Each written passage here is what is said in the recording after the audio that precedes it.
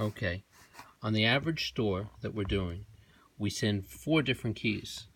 A control key that has a stamp of a C, so it's your store number and then C.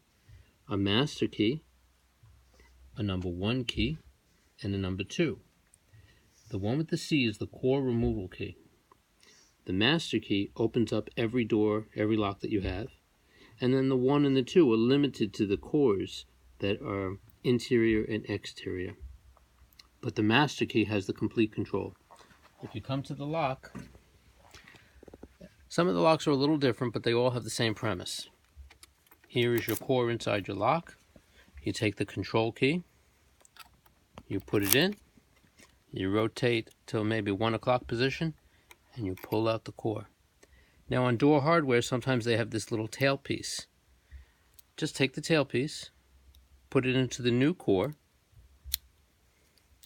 and you'll see on this core, as I turn this key, there's a control lug, and this is what actually holds the core in the lock.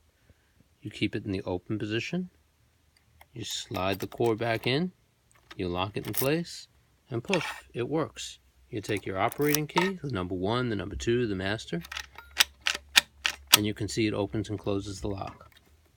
On some locks you may find that they don't use this tailpiece. They actually have prongs that are built into the lock. Now those prongs have to be facing in the same orientation as the holes on the back of the core.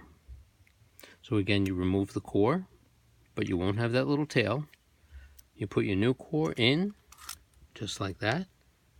You lock it in place. You take it, key out. You test your operating key, and it works. That's all there is to it.